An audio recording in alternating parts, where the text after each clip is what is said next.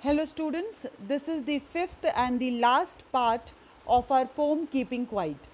In our earlier 4 videos, we have already covered the complete explanation of the poem, the themes and the tone used by the poet in the poem. In this particular video, we would be covering the critical analysis of the poem, what the poet really aims at, the complete summary of the poem, and the conclusion of the poem Keeping Quiet. Let's quickly move to our next slide, which is the critical analysis of the poem Keeping Quiet. So, Keeping Quiet by Pablo Neruda is a powerful piece of poetry which is penned by the poet in favor of peace, humanity, and self-actualization. We live in troubled times. These days, in which our utilitarian take on life has not just divorced us from fellow human beings, but also separated us from our own selves. When I say utilitarian take, it is the take of life where we are concerned only about our own utilities, about our own needs, and not about our own values. We have nations that are today embroiled in power struggles, that are today involved, caught up, entangled in power struggles with each other, and humans who are so busy trying to attain the superficial goals in life that they have no comprehensive idea of who they really are as an individual. This is the reason why we have so much chaos on the societal level. This is the reason that people suffer from depression on an individual level. The poet thus provides us with a very simple solution in the poem to help us all combat all these problems, to help us lies in keeping quiet. The poet asks us to just engulf ourselves, involve ourselves in a moment of inactivity in which we will not talk or move, but will look inward in introspection. This powerful silence will bring about an epiphany moment. And what would be this epiphany moment? This would be a moment of sudden great realization, a moment for us in which we will begin to see ourselves as who we really are, and not in terms of all the goals and achievements which we have chalked out for our existence. The poet hopes that in this moment of self-discovery, the world will come together in unison by virtue of their common bond of silence. So this bond will only be seen when we all will be silent and we all will be able to understand each other's soul. Neruda envisions a resultant world. And what will be this resultant world? This resultant world in which nations will give up their quarrels, their disputes, and once humans realize that life is much more than a rat race, they will stop hurting each other and thus would be able to lead a happy life where they are satisfied being a human being.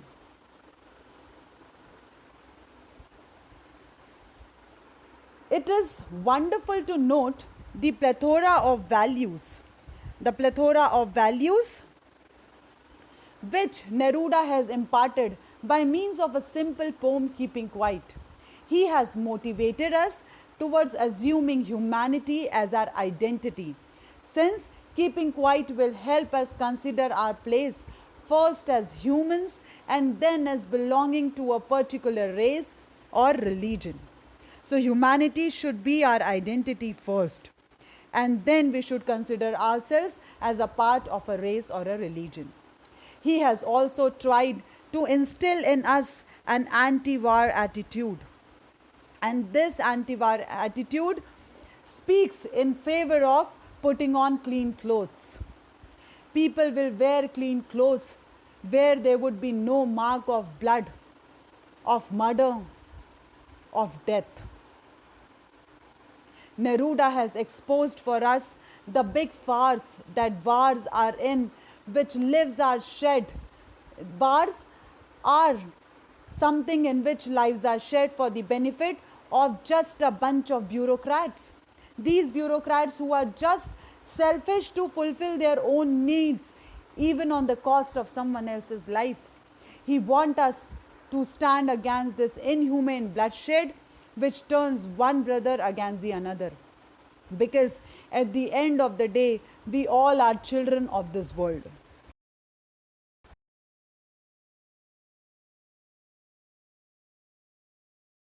Self as we are and not as what we should be. He has inspired us to let go of our ego, to attain self actualization in the spiritual sense as opposed to the materialistic sense. He wants that we should not be materialistic, we should be spiritual, which gives us wisdom to analyze what is right and what is wrong, which gives us wisdom to not hurt others, which gives us wisdom to not take profit on the cost of others' loss. One major criticism of this poem is that it cuts a very utopian figure of existence for all of us.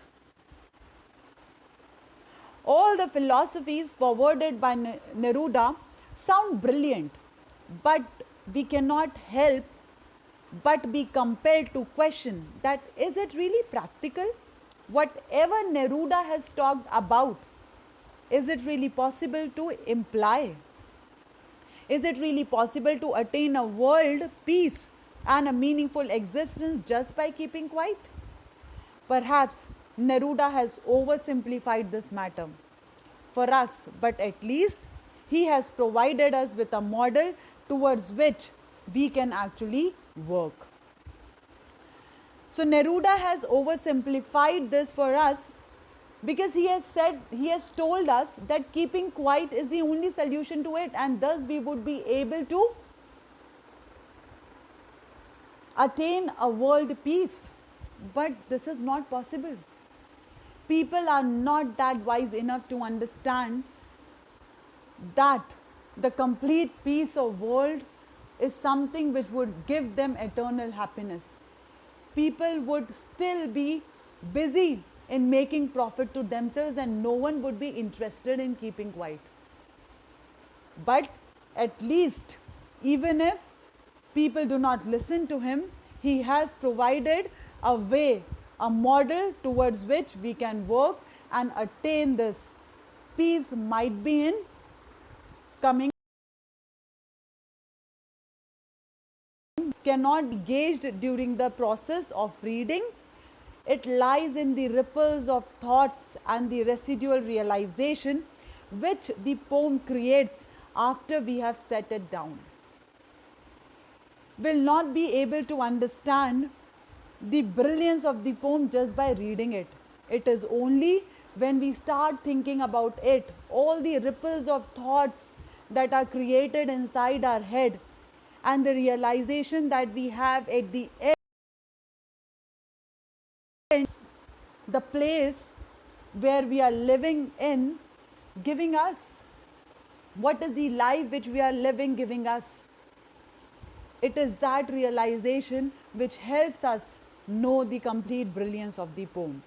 This is all about the complete critical analysis of the poem. Let us now quickly move towards the summary of the poem. This slide gives you the complete summary of the poem.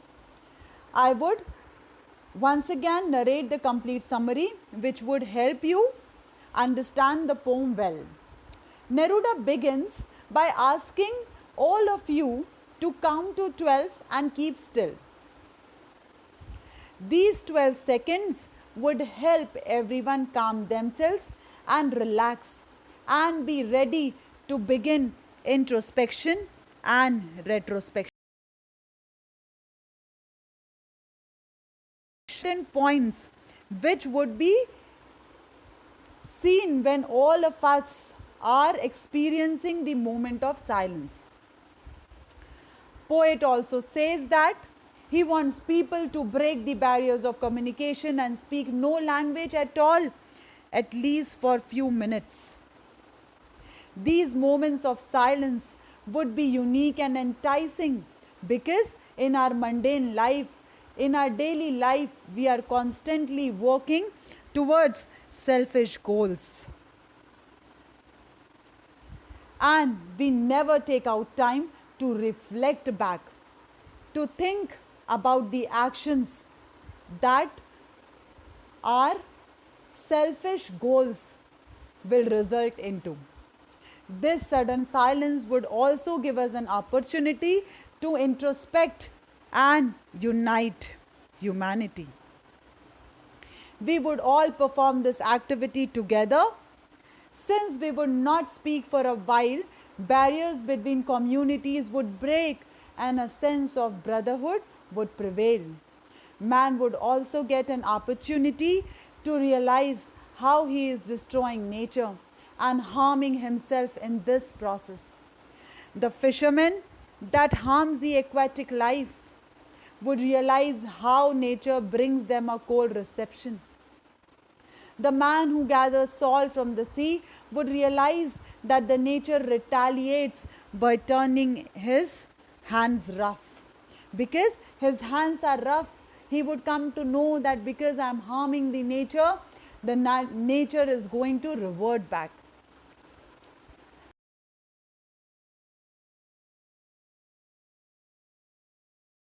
And nature would see, it would be arrested, and a new feeling of unity would be experienced by all of us.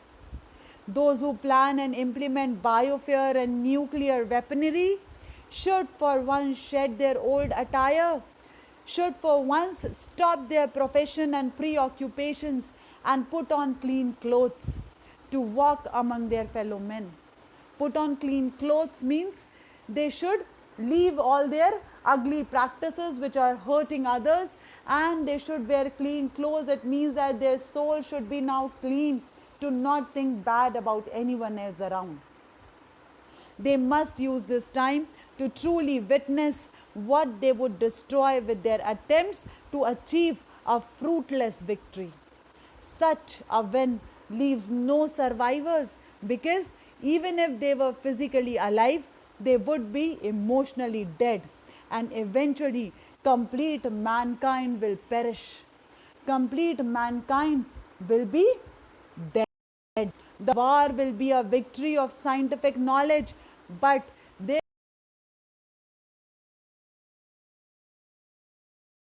scientific knowledge. The poet does not want his desire for inactivity to be misunderstood as a state of uselessness or death. Poet does not want that people should consider this silence as a state of uselessness. He knows and accepts life as it is. He accepts the rush, the noise, and even the attitudes of people. He says he does not want any death, or he does not have anything, any relation with the death. He does not want people to be like dead and do nothing. All he wants is that everyone should take out just a few moments from their busy lives for themselves and for their natural world around them that has given them life. He feels that if men were not so determined to keep lives moving all the time, the ensuing silence would interrupt sadness that has now become so much a part of us that we do not even notice it.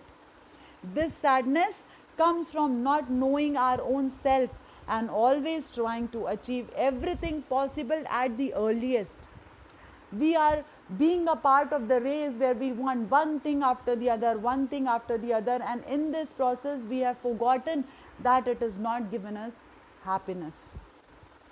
And we are leading towards sadness, frustration, and we are just doing it out of an illogical fear of impending death, which you cannot avoid. Everyone feels that I'll die, I lag behind, and this is the reason you people continuously are busy in running in the rat race. He wants men to learn a lesson from the earth. The earth appears to be inactive, yet it is constantly and selflessly productive. The natural world seems omnipresent without being ostentatious. And after the cold, inactive, unproductive winter, spring arrives. We see how, even in the moment of inactivity, a new plant is born from the earth. This natural world, this is so beautiful and so omnipresent that after the cold, inactive, unproductive winter, spring arrives with bounty and vivacity. Men too could be productive and progressive without an aggression, selfishness, and the urge for destruction. Even if we do not aim for destruction, even if we are not angry, even if we are not selfish, we would be happy. This is the great realization. And once if you try to do something good to other, the happiness that you will feel inside will be so addictive that you will continue doing it. And gradually you will step back from this selfish world. Gradually you will step back from being selfish. You yourself will never want to be selfish. If once you try to give happiness to others, if once you try to give and provide help to others who need it, the smile on the other's face which is given by you, in result will give a smile to you as well, which would last forever. Men could care for nature as nature cares for them. Men could, after eons of selfish actions, bring back a degree of nobility, thoughtful attitudes, and universal brotherhood. It is our responsibility to save a life that exists on this earth, at least a life which is of your own self.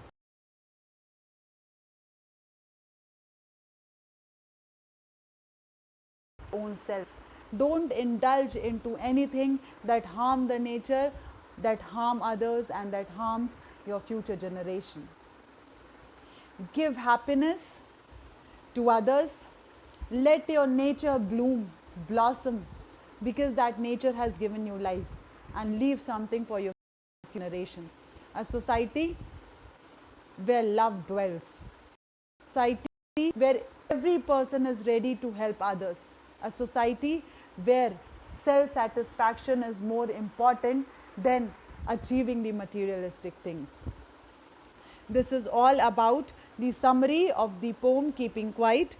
We are now moving towards the last slide of this video, which covers the conclusion.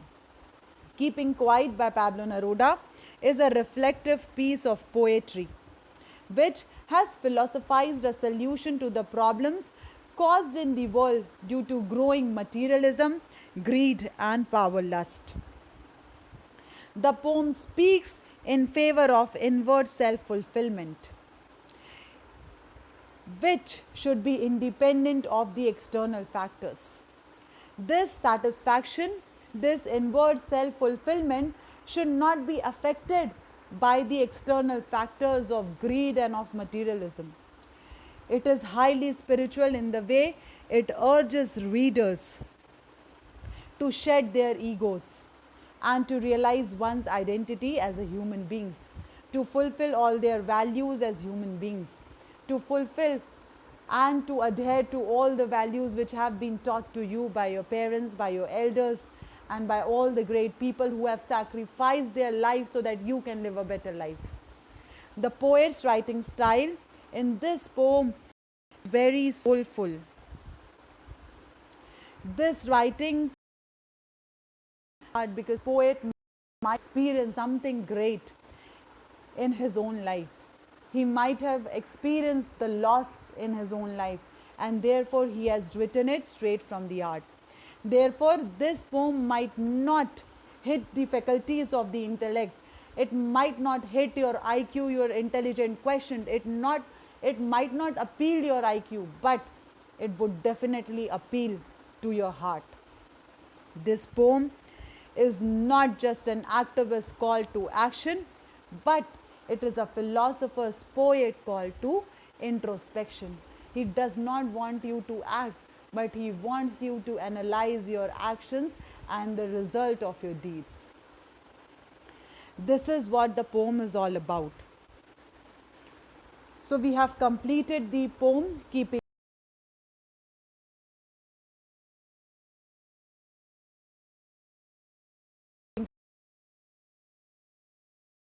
the world lies in your hand, children. It is up to you what you create in this world, what you destroy in this world. Please be sensible enough to carry forth your values and leave something for the world, for the generation, so that they can remember you, they can praise you, and they can thank you. Thank you so much.